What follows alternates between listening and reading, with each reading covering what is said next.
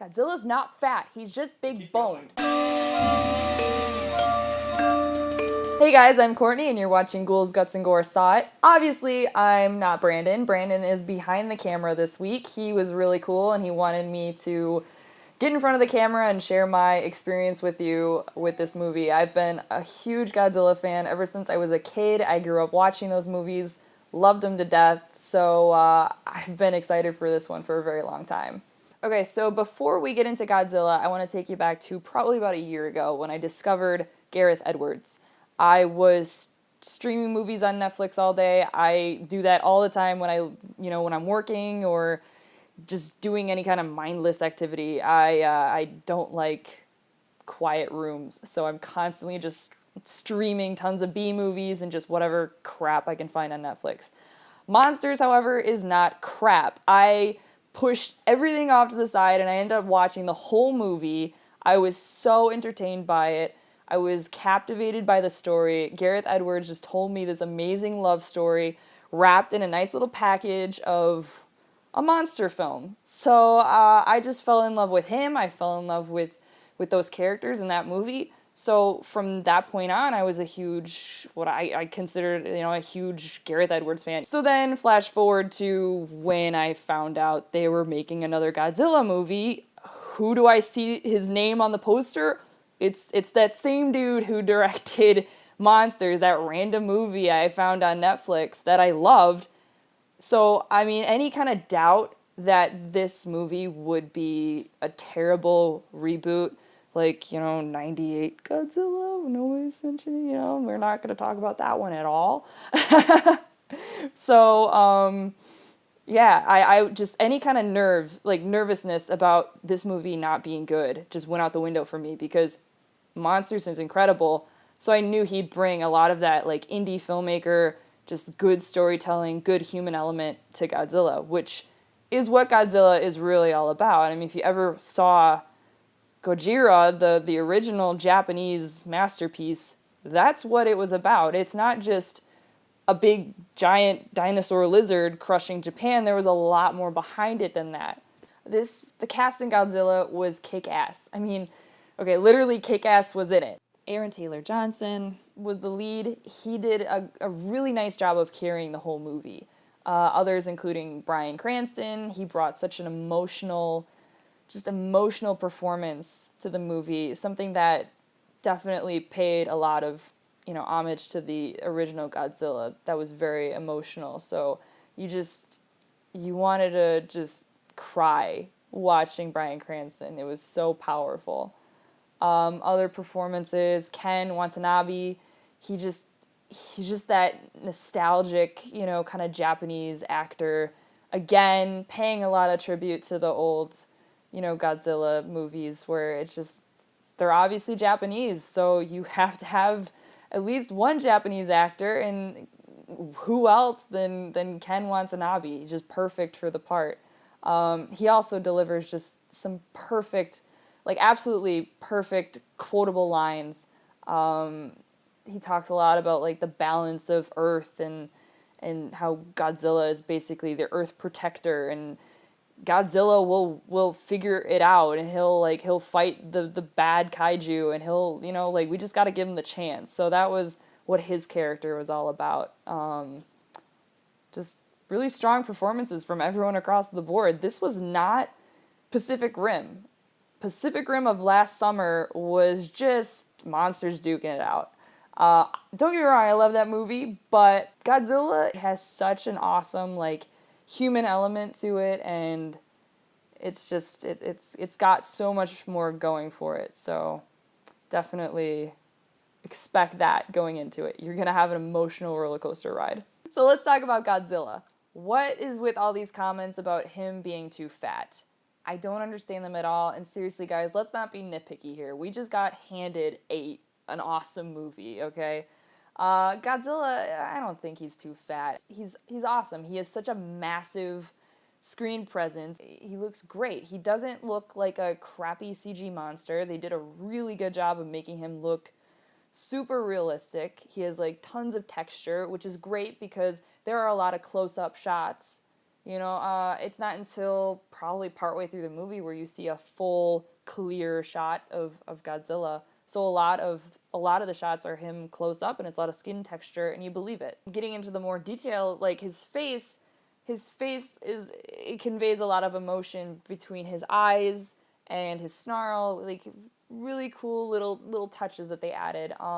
This Godzilla even has gills on the side of his neck, which I thought was really cool because any Godzilla fan knows Godzilla spends most of his time in water. So it honestly makes sense for Godzilla to have gills, and I never even thought that would be an element that I would really appreciate in the character. But I when I noticed it on screen, I was like, hold on, guys, that's really cool. So there's a lot of nice details with this one. So obviously, if you've seen the trailer, you know that Godzilla has a bit of a different roar. But it's fitting because he is the biggest Godzilla we've seen on screen so far, and his roar reflects that. It's a lot deeper, it's a lot more drawn out. In the past, Godzilla would have a much higher pitched, shriekier kind of roar. So in this movie, he literally puts every pound of his body weight into the roar, and it's very effective and very menacing. The biggest question for me, and like I knew because this is Gareth Edwards we're talking about, so of course there is atomic breath. I don't really want to get into how, because you just have to see it if you're a fan. I do not want to ruin this part for you because this was such an impactful moment for me. My jaw hit the floor when I saw how cool they did this effect. So that's all I'm going to share with you is it's there. So just go see for yourself and maybe leave a comment or something. But it's cool. Like I just assure you, you will not be disappointed how they pull this off. So when you sit down to see Godzilla, do not expect a huge fight scene right away. Like we saw in Pacific Rim last summer, with like literally 5 minutes into the show, we saw our first mech kaiju battle, which is awesome. I'm not complaining, but Godzilla is a lot slower to get to those huge battle moments. But when we do finally get to see Godzilla fight the parasitic Muto, which stands for Massive Unidentified Terrestrial Organism, nailed it. So the Muto have like a lot of cool elements to them. Like the male Muto can fly, whereas the female is definitely more terrestrial. They use echolocation to communicate, which actually plays it's a huge part of the plot. Essentially, Bryan Cranston's character is on to the Muto, but nobody believes him type thing. So Gareth Edwards actually spends a lot of time with these two creatures, kind of slowly introducing them. So we get leg shots of the Muto before we see any kind of facial features or like their huge beaks. Same with Godzilla. We see a lot of the spines on his back, a lot of the tail and the legs just kind of stomping around, or when he's swimming to the coastline. So it's cool how he slowly reveals these creatures to the final ending moments where no holds bar. Like you're totally immersed in this world and you know everything about this creature because you've just seen all of their different parts and you realize how big they are. There's a lot of moments in this movie that demonstrate scale and how massive these creatures are. For instance, you'll have a tiny little ship that's, it actually full scale ship to us, but when the Muto stands over it, it's a tiny little ship, and it's mind blowing how huge and massive these things are. Same with Godzilla. When they're fighting, they look like they're reasonably scaled. You pull back and you see, oh, they're standing in a huge metropolitan area. It's a different story. So basically, Godzilla just has so much history behind him. I'm really excited that we have one more movie to appreciate. They brought like a lot of the emotion and a lot of, just horrible tragedies like Hiroshima. They bring those things to this movie. And as a Godzilla fan, I really appreciate things like that.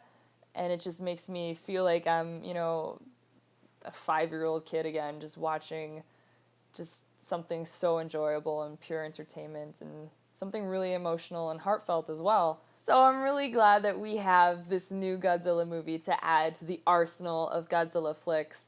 It's just, even if you're not into the super deep, Godzilla history, it's still a movie anybody can appreciate. So I'm really, really excited for that. I hope you all go see it. There's a lot of Easter eggs for those of you who are Godzilla fans, so keep an eye out for those. I'm not going to tell you what they are, because this is not about spoilers at all. I want you to enjoy it, but definitely look out for those Easter eggs. So guys, thank you for tuning in and watching our review on Godzilla. Make sure you like this video. Please like this video. And subscribe for more horror content coming at you, pretty consistently now. So, and follow us on Twitter. We would love you to follow us on Twitter. Also Facebook and Instagram. We have a lot of cool photos. You should look at them. Thanks guys. See you later. Brandon Smith here with Ghouls, Guts, and Gore, here to do a Saw It review of a movie called Circus of the Dead. I was fortunate enough to be at Texas Frightmare Weekend in Dallas, and they had some celebrities like Doug Bradley, got to meet him.